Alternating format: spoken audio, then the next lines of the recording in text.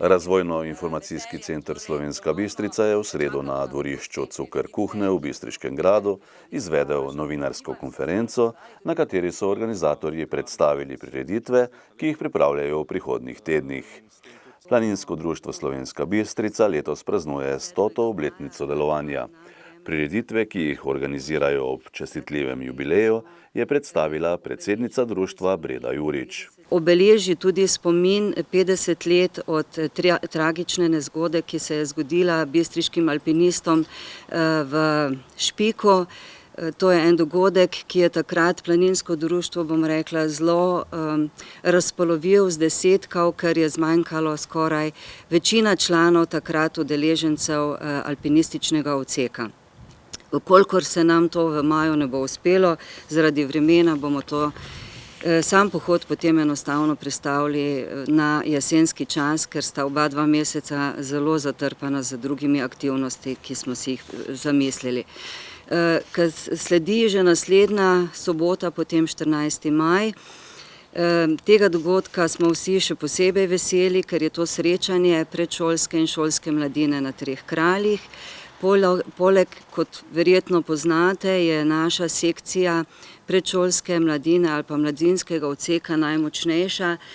Šteje približno od 180 do 220 članov, odvisno je tudi od posameznih šolskih let, ampak ta skupina je tudi zelo aktivna. Vedno so tisti, ki so nekako, bom rekla, gibalo našega društva, in za leto smo pripravili poleg pohodov tudi nekaj delavnic, dodali smo vsebine, kjer jih bomo spoznavali z naravnimi vrednotami Pohorja, varovanjem okolja, tako da ta sobota bo namenjena njim od jutra, od 9. ure pa vse do popoldanskega časa, ko bomo zakurili tudi taborni ogenj in tako zaključili naše srečanje. Povabljeni bodo seveda ne samo predšolski in šolski cicibani in mladi planinci iz našega društva, ampak tudi vsi ostali v drugih planinskih društvih v MDO Podravja.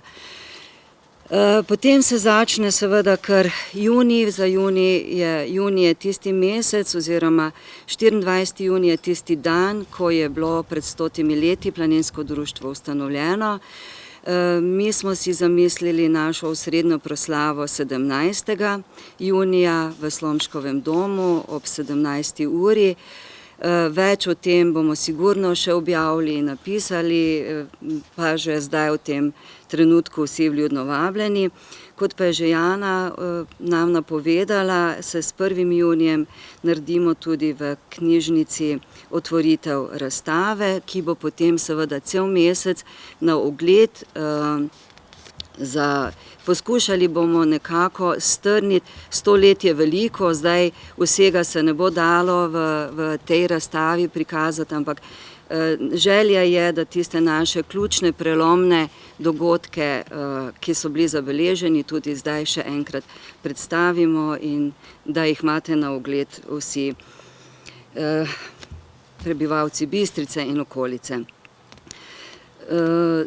Potem smo rekli malo čez poletje bomo se osredotočili pač na izlete.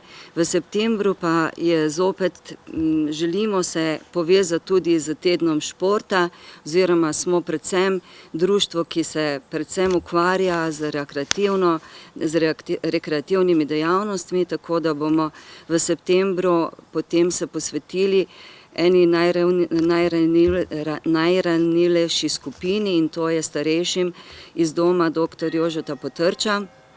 Z njimi imamo dogovor, da bomo naredili en krajši pohod, če rečemo temu pohod, po Slovenski Bistrici, ki ga bomo potem zaključili, predvidevamo pri vrtcu, kjer je tudi možnost narediti oziroma speči kruh, in želimo, da bi tako tudi ta del zaključili.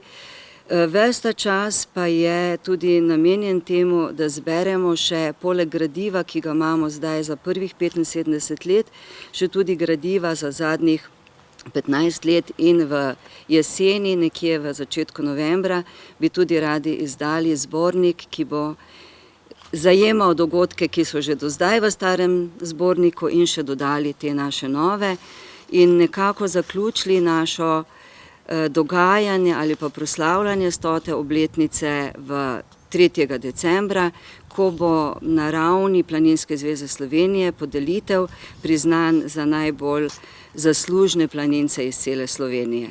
To bi bil potem tudi naš zaključni dogodek.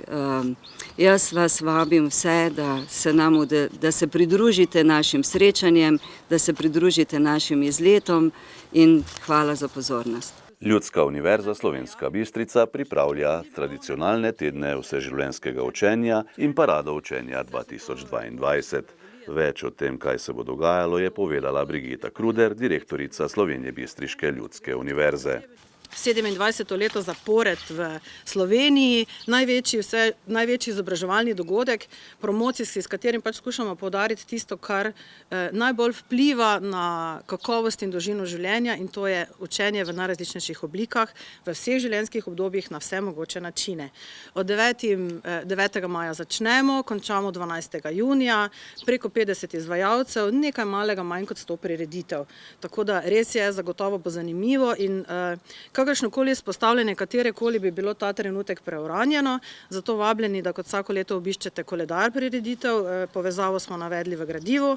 Natalija pa z bistričanom.si poskrbela, da bojo ažurno objavljene vse spremembe in informacije, ki so seveda pomembne za tiste, ki boste prireditve obiskali v našem okolju. Kar 9000 obiskovalcev beležimo skupaj na vseh prireditvah v lanskem letu, tako da letos se nadejamo, da po 2 malce drugačnih letih zopet lahko gremo med ljudmi na trge in ulice in takšna bo tudi parada učenja. 25. maja, jaz sem prepričana, da bo takrat tudi en tak čudovit, krasen sončen dan in mi bomo našo bazo postavili na Trgu Svobode, kjer bo center dogajanja, se bomo pa selili tudi po bistriških ulicah. Namreč letos smo imena, sporočilno vrednost, zgodovinsko vrednost ulic povezali z vodilnimi temami tedna vseživljenjskega učenja in parade učenja. Tako bomo na Rimski ulici razpravljali o digitalizaciji in razvoju, Stepišnikova, kaj drugega kot spodbuja liberalno kulturo, na Ingoličevi bomo zbirali rabljene knjige, pa seveda bomo tudi se pogovarjali o starejših, na Leskovarjevi in na Kajuhovi bomo govorili o zeleni preobrazbi in pa samooskrbi. Tam veste, da imamo po novem ne samo pametno cestno razsvetljavo, pač pa tudi urbane vrtove. Za vse informacije in dodatna pojasnila smo vam pa na razpolago. Ne bo pa šlo tudi letos brez nagradnih iger. Pripravljamo izbor Bistriške ulice z najlepšim imenom. In ne se prepirati, zagotovo jih je več, ampak ena bo zmagala. In pripravljamo še eno nagradno igro, izziv za mlade, ki pa je povezana s 30-letnico smrti Antona Ingoliča in kar nekaj prireditev seveda potem paše tudi tu noter. Anja Zamuda iz Centra domačih in umetnostnih obrti Slovenska Bistrica je predstavila dogajanje v njihovem centru.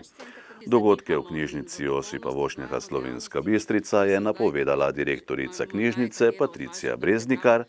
Več o prihodnjih prireditvah Zavoda za kulturo Slovenska Bistrica pa sta povedala Ursula Pipenbacher in Ignác Pančič. Živahno bo tudi na športnem področju.